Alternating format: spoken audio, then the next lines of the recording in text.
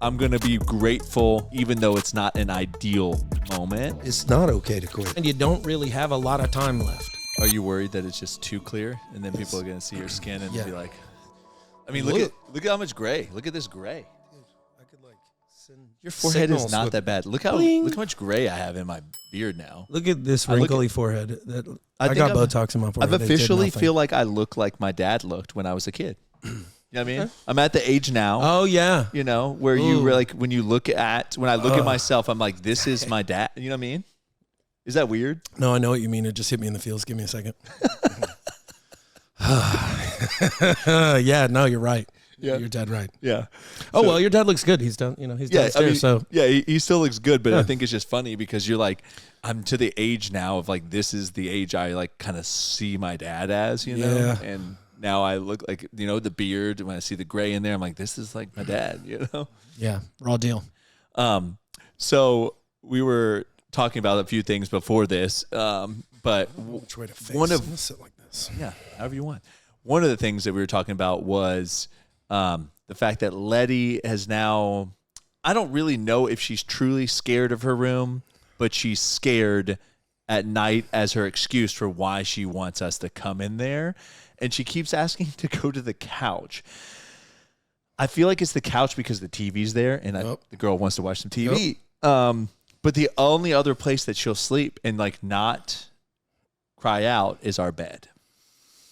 And it's hard because like part of me is like, I love having her in our bed because like I love her, it's kind of like, it's like, I don't know, just she's there. But then I'm also like, I don't want this to be like a thing because like obviously that messes with, intimacy with your wife. Sure. Like all the other things. And I'm not gonna lie, I catch a couple, even though they're little elbows and little hands, I catch a couple in the face. I know Aubrey's got a little foot in the face a couple of times. Yeah. You'll wake up with a leg across your face. Yeah. Or just like the wildest sleeping positions. So, yeah, man, I don't know. I've dealt with that, obviously, with our kids. And, man, it's the best when they're in there sleeping and cuddling with you. But then when you are exhausted and you have to get up earlier, you got a lot of stuff going on, or who knows what. It's not the best. I don't want to say it's the worst. It's not, but it's it's not the worst. It's not fun. So, but yeah,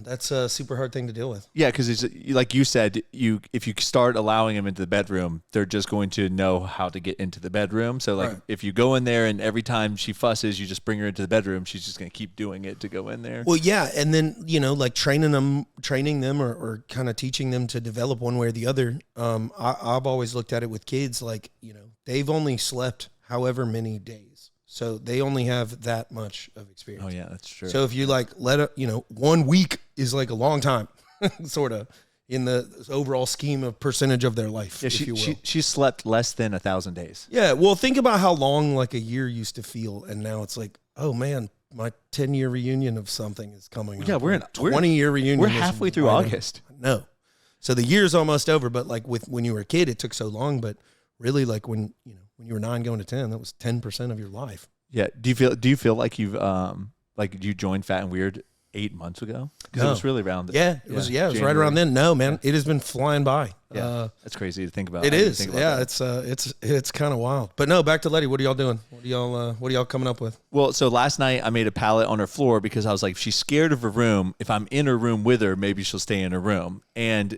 I had my hand like in her crib, and she was like holding onto my finger. And I told you this before we started recording. It's like it was a very uncomfortable position.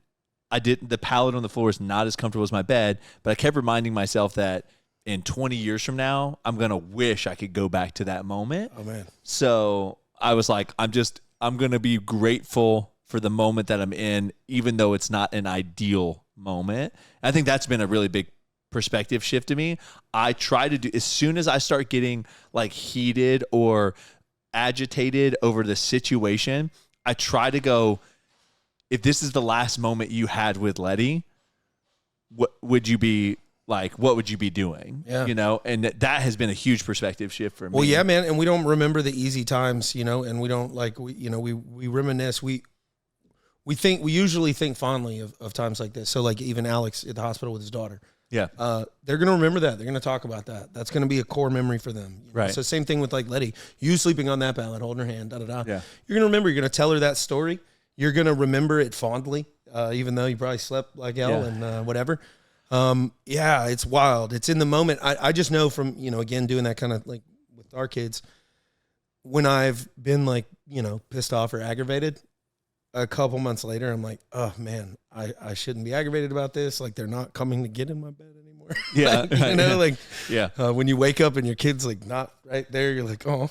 Yeah. So I don't know. So Aubrey and I have decided, I think tonight we're going to attempt to like literally have a discussion with her before bed.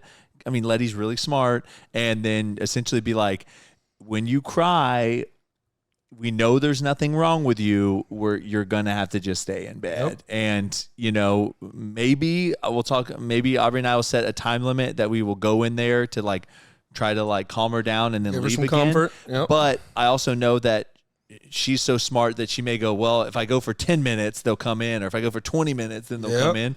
So we'll have that discussion, but that's what we kind of got to do. I know it's really hard just because Friday morning we leave really early to go on the cruise. So it's like, I feel like we're only going to get like 4 nights to try something out. And then we're going on a cruise and she's going to have a unique sleeping situation because we'll be in the same room as her. Yeah, she is smart though. So she can start learning possibly that like this is how we act at home. Yeah. And then vacations are always different. Yes, someone brought up the we have one of those hush lights with the noisemaker. Some people have talked to me. They've trained their kids that once the light turns a certain color, you're allowed to come out of your room. Okay. So it's kind of like this whole like, sure. If the light is pink because that's what Coach likes to set it to, it's nighttime. You can't come out of your room. And then when the light turns green, for example, you can come out of your room now. Yeah, I know we use the heck out of those white noise machines. Yeah, the kids love them. We love them. And that's pretty much the symbol that it's time for everybody to be asleep. Right. Yeah, I mean, even at nap time, she woke up after like 30, 40 minutes, and I was like trying to get her to go down for her nap, and she was like, nope, not doing it again. So yeah, it's just been a little bit like Letty has been an ideal child, except for when it comes to sleeping. Yeah, well, hey, that's good. I know. Picking battles, I guess. Yeah, man, kids are tough, dude. It's a tough deal. Everybody tells you, but you have to experience. And then they're all different, right? They're all different, but then most of the time, selective amnesia or whatever. You all remember it as good anyway. So. Yeah, people may not know, but Adam has 3 children, 9, 5, and 3. That's right. If you would say, I know it may be hard to remember what Liam's was, and I think that you probably at the time thought Liam was like a golden child. Yep. But what's like one thing he did that maybe was like, oh man, this is difficult? Oh man. Well, with Liam, we talked about it. He getting out of his crib all the time before he could even walk. Little kid figured out how to. I wish we had. We watched it on camera, but nobody like recorded that stuff back then. But he would pull himself up and over. I'd hear him in the other room. It would just be like thump. And then he had carpet. We had carpet in his bedroom, so you'd hear him, you'd thump, and then but he couldn't fully crawl. Some of the time, it was still when his feet were in that little sack. Yeah, he would slap the ground, so you'd hear slap, and then squeak as he like drug his face down the hardwood floor down the hallway. And I'd be like, man, what are you doing? Well, that turned into since he could take his diaper off and get out of his crib, he would just take it off, leave it in his crib. And then one time he didn't leave it in his crib, and I basically told my wife, I was like, get the insurance policy. We're burning the house down. Oh, so it was a poop fiasco? It was a terrible event, yes. No, so we were actually talking about horror stories about this recently with somebody about Letty has never had the poop horror story, where it's like smeared all over the walls. Awesome. Did all of your kids have a poop horror story? Just Liam. Just Liam, just the one time. And like I said, it would be kind of contained in that he figured out how to take his diaper off pretty early. And he would then just hop about the crib so he didn't have to be around it. But then one time, man, it was all over his room. I took him and basically just showered him off. My wife, God bless her, cleaned the mess up for the most part. Because no, serious, I was ready to burn the house down or call like a crime scene cleanup company to come deal with it. And then your middle child, I would see. I think a lot of people would probably say like she is like the more difficult one. Quintessential middle child. Classic. Yeah. She absolutely. I mean, truthfully, she's just a lot more free-spirited, strong-willed. Would be the words for it. Yeah. She's not a bad sweet baby kid, angel. So no, like, she's great. yeah, she's just gonna do what she wants her way. Yeah. for the most part. And then obviously your last one, Isla, went back to Ultra Saint mode. Easy, yeah. Liam, honestly, easiest kid, sweet boy, smart, affectionate for an older brother. I mean, you just really couldn't ask for a better kid. Emerson, sweet as can be. I call her my little Sour Patch Kid though, because man, she's sweet, but she has a sour side too. You just kind of got to know how to deal with her. And then, Isla, Emerson and Liam have that big age gap plus the boy-girl difference and stuff. But Isla growing up right behind Emerson, that's Emerson's little sidekick, basically. So she's very sweet, very affectionate, but she just kind of does whatever Emerson doing and gets in trouble. Yeah, I was gonna say, because like Isla will be like being like a little saint, and the next thing you know, Emerson has convinced her to like run it's around. Immediately and do like something. I didn't want to do it. But I'm like, don't tell on your sister. You did it. You did it with her. There's a lot of skills I feel like that overlap between being a parent and being an entrepreneur. I think so. The more that you really think about it, one, like when you become a parent and when you become an entrepreneur, I think you're never really ready for it. Nope. And so like there's a huge overlap there. Another overlap is that like you probably haven't done it before and you're figuring everything out on your own. Everyone's got advice on how you should be doing it, and rarely should you listen to other people's advice on how you should do it. Well, everybody's got advice on how you should have done it, right? Oh, yeah. Come on, man. I know how I should have done it now or whatever. Yeah. Some people's advice, with the advice thing, though, just like anything else, I go for advice of people I respect. So entrepreneurial advice or parental advice. You got a couple of really well-behaved, intelligent kids that grew up into good people. Yeah, all right, sweet. I'm not saying it's everybody's fault. Stuff happens, yada, yada, but like, you got some little badass kids running around. I don't need your parenting advice, man. Right. I'm sorry. Same with the company, same with whatever, employees have a lot of ideas. You listen to your own employees, but other employees of other people that want to tell you how to run their business, or business owners that just don't run a tight ship. Their people don't like them or respect them. I'm not really gonna follow their advice either. So yeah, it's funny that actually like perfectly segues into what I wanted to talk about, and that's like friendship.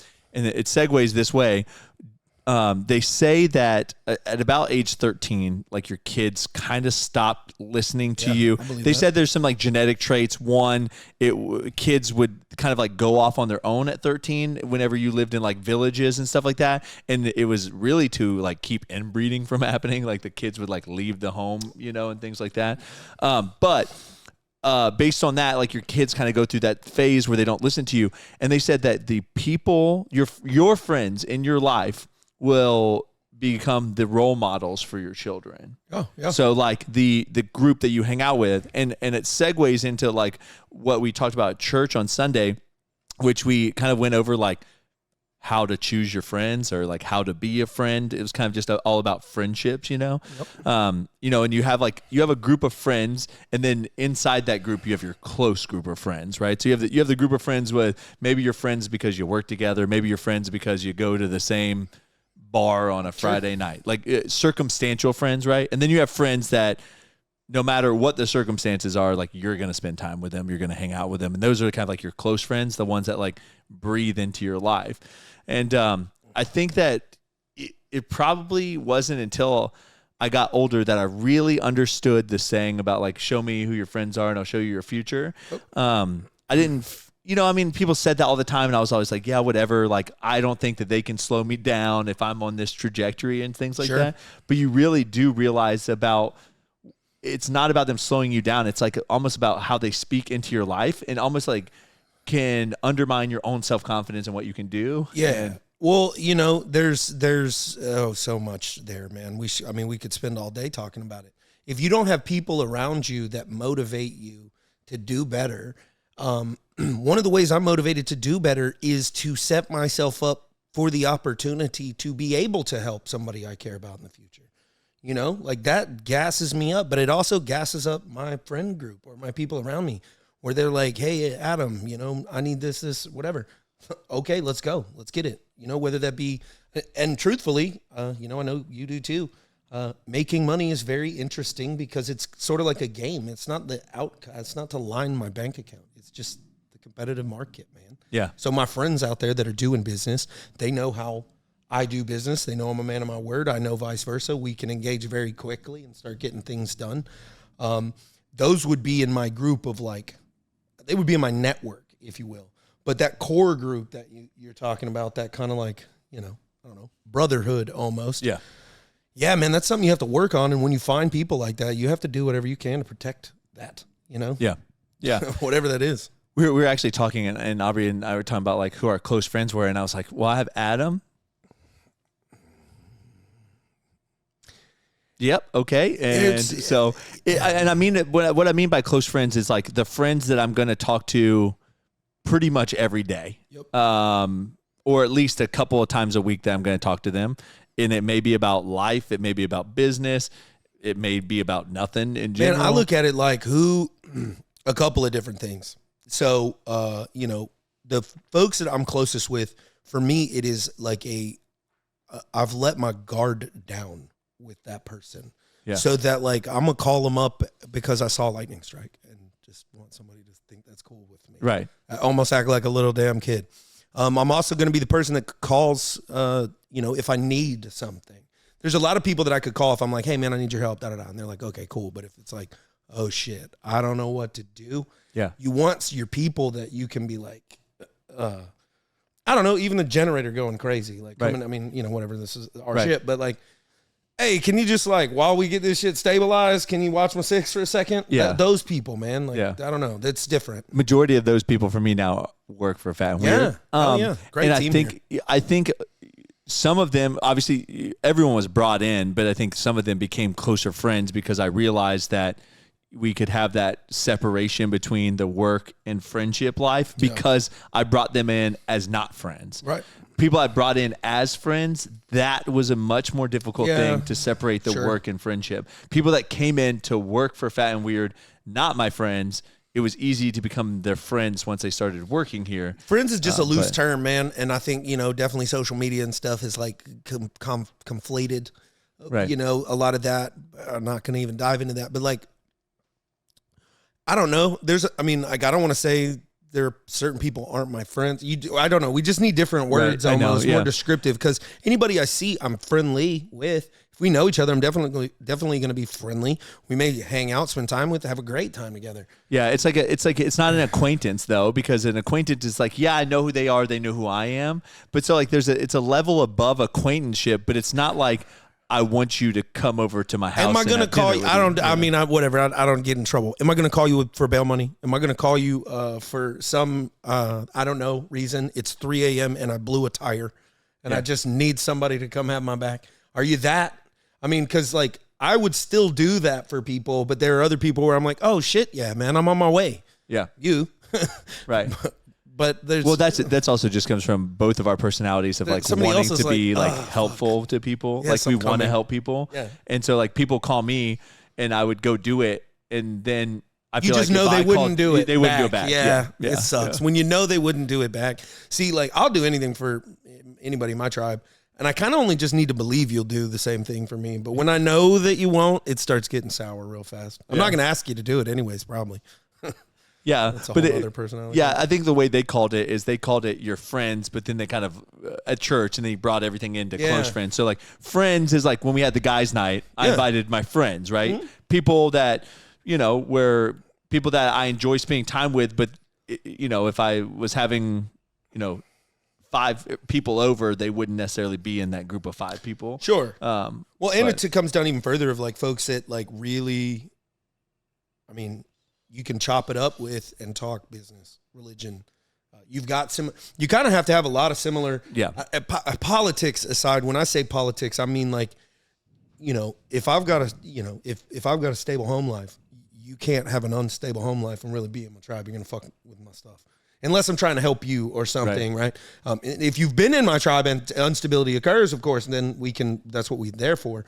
But like, if you're going to get into the tribe, like we kind of got to move and you got to be a go-getter. You might not need to be an entrepreneur, but you need to be a high performer, an earner, high performer of some kind, ambitious on some level, man, even if it's not money. You could be like, I'm going to be the best teacher or postman. Well, the way truly, if you look at your friends that you have right now, your closest friends are just going to have more in common with you, right? So like for you to have a friend that is a single male, it probably is going to be very hard nowadays because you're not a single male. Like you are married, you have kids. Oh, you see that girl? Like, I don't talk like that. Yeah. You shouldn't talk like that either. You're married. You know, like we don't need to. Right. And so what usually happens is as your life goes a certain direction, you just make friends that do similar things to you. Like you've got kids, we've got kids. Our kids got together and swam in the pool. They had a great time. Isla and Letty just ran off like in your house and played for like an hour, which was great. You know? Well, and even like, you know, on the ambitious side, you make a bunch of money. You hit a good deal somehow.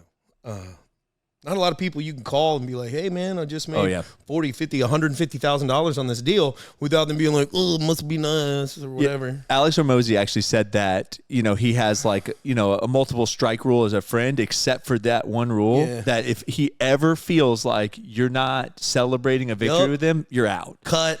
You have to. You have to. And so I've actually recently, when my friends have had big wins, I've actually went and texted them and told them like congratulations and how happy I was for them because I send them a gift. Yeah, because I feel like nowadays it's very hard to find friends that like aren't envious or jealous or have something negative to say about like something you've done.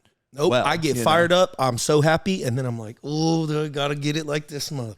That's my you know, like I get fired up, not jealous at all. Like you did it. Now I gotta get ahead, you know, and you're gonna do the same thing to you, you know. Like so. Anyways, use it as motivation rather than like, oh, woe is me. I can't look at them. They're doing so well. Right. I can't do it.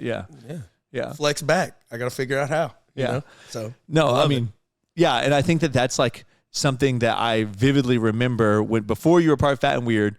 In 2020 when we had like our record year, I remember telling you about it and you were like just so pumped. And then your next thing was like, well, how do you do more? Yeah. Like, you were like already challenging me for like the next echelon. How are you taking over the world? But I mean, I remember it. We were probably in this area because we were touring my edition being added on for the house up here. And we were walking around up here before any of this was built. And you were like, well, okay, well, how do we go to the next level? And I guess it's, you know, a bit ironic, I guess, or funny comes full circle that now you're here for us to go to that next level. I love it, man. It's that's origin story. You know, I'm all about it. Well, there's so many people in your life. You need to talk about your running thing. We can segue into that. But there's so many people in your life where they're just like, oh, it's okay. You're doing good enough. Stop.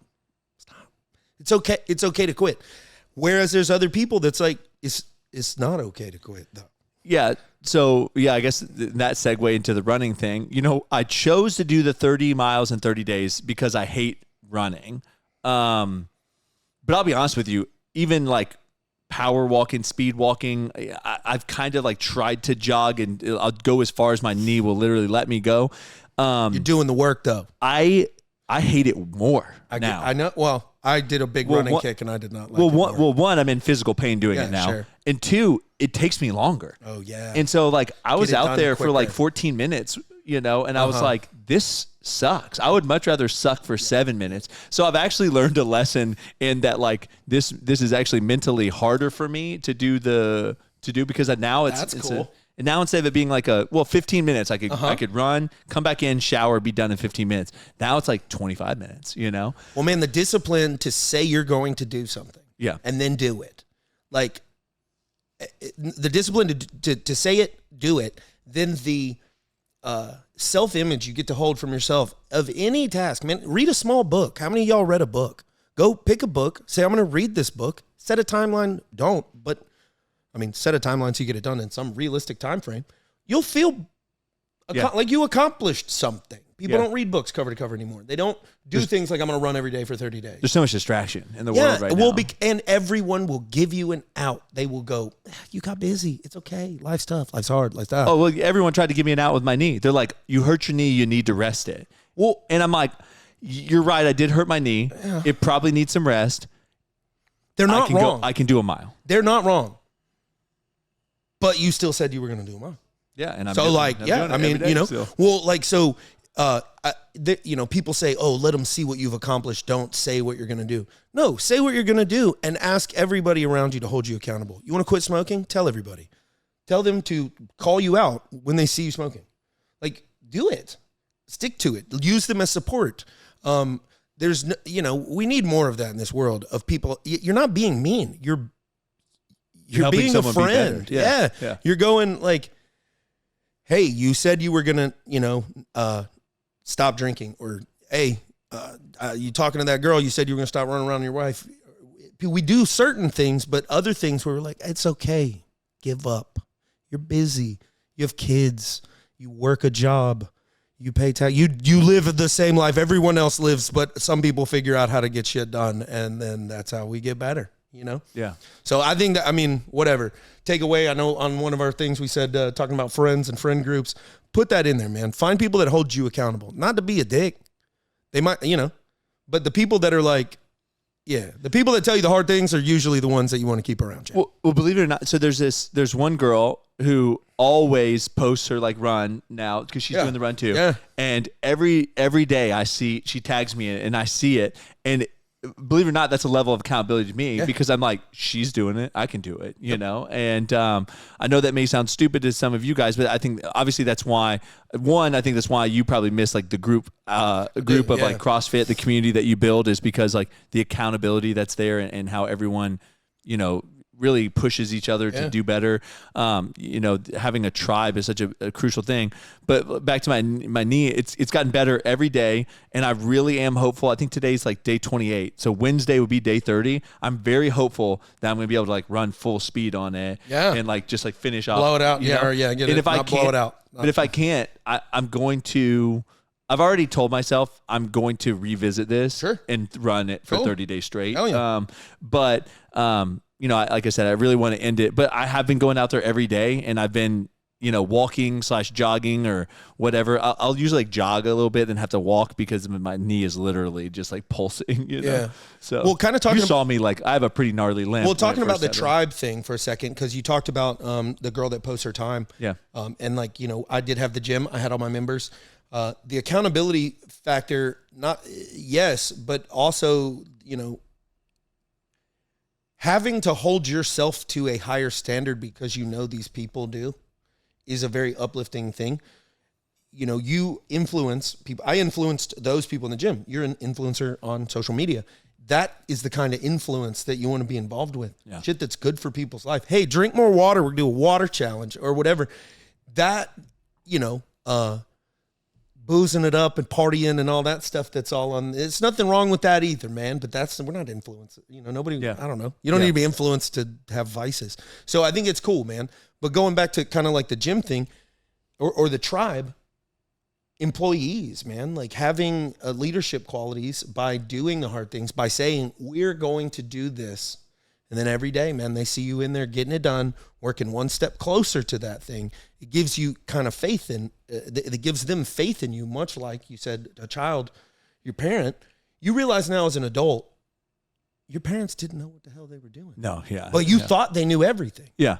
Well, it kind of needs to be like that in a company, in that like the day-to-day employees, man, they really need to feel safe and structured. I'm not comparing them to children. They are adults, but they don't need an erratic household, so to speak. They don't need they need stoic, like everything is fine. Well, what you brought up when you said that the best thing you can give to your child is consistency. So if they know when they do this, the reaction is this. So I think just as a boss, that's the best thing you can give your employees is like, you can't be the boss that comes in and they're like, oh, what mood is he in today? Like what's today going to be like? So yeah, I agree with that. That consistency is such a crucial part of all that. So well, man, think about it. This is a weird thing.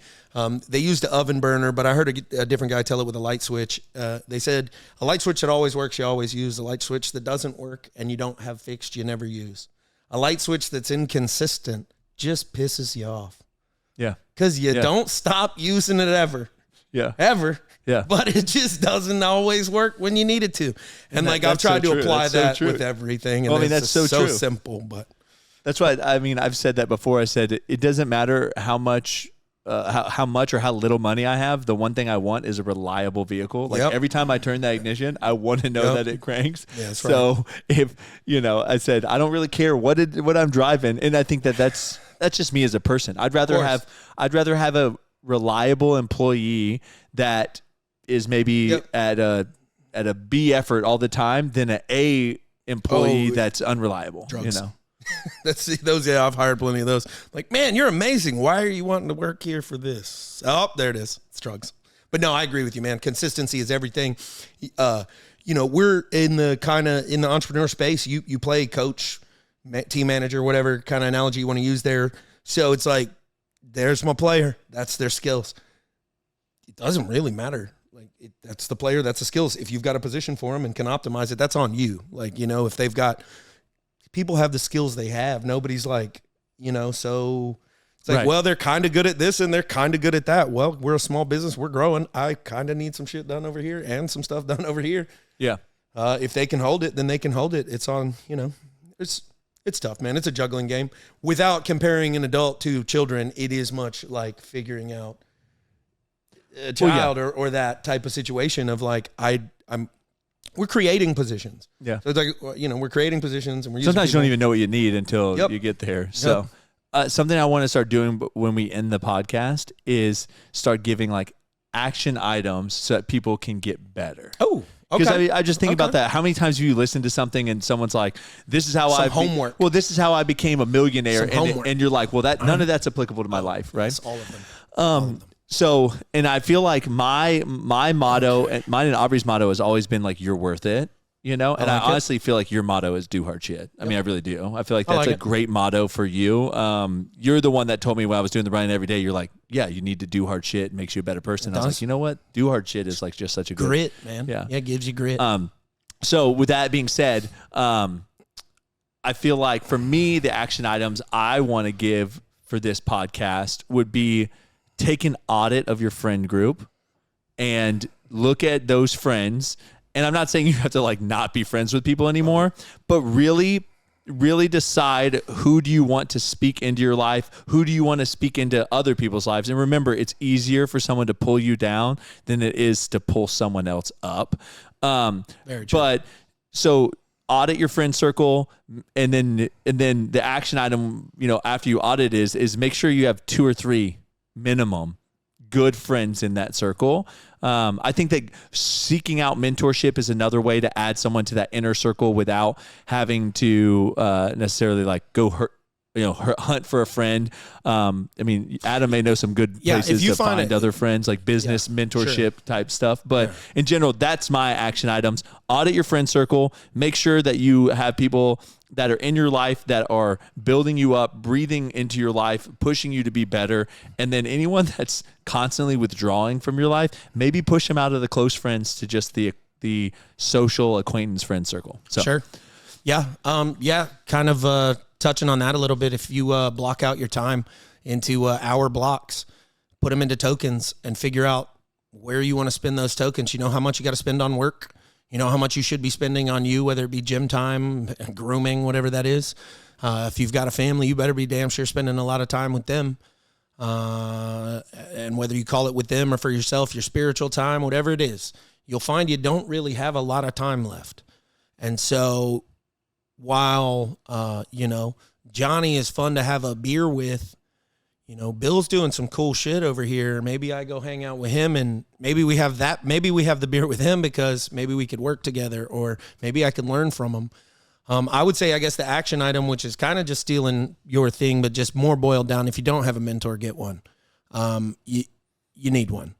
You need somebody to look up to until you're the oldest cat on the block. I feel like it can be at anything. It can be really anything that you have anybody you can look up to. It can be spiritually. It can be family man. You can be like, man, this dude is barbecuing with he's doing whatever. Pick somebody, and I don't say idolize them, but look, how are they doing what they're doing? If it can be multiple things, great.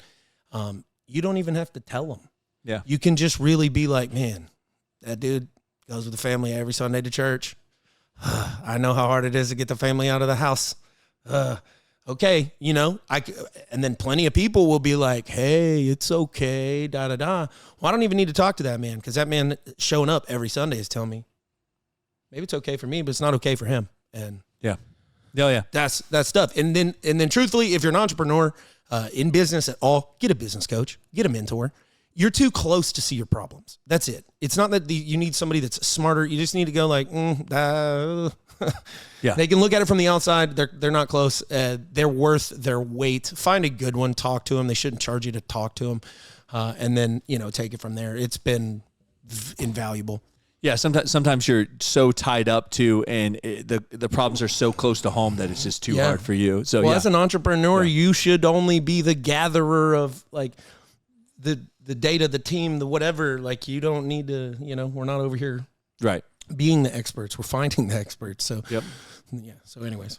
All right. Well, I hope you enjoyed that episode. It was a lot about family life, friendship, but all of it goes back to business. Yeah, So, a little squirrely, but we'll get better, hopefully. no, I thought that was a really good I did one, too. so- I did too. We'll watch it. Yeah. We'll see. So yeah, I guess our ending should be do hard shit and you're worth it. Yeah.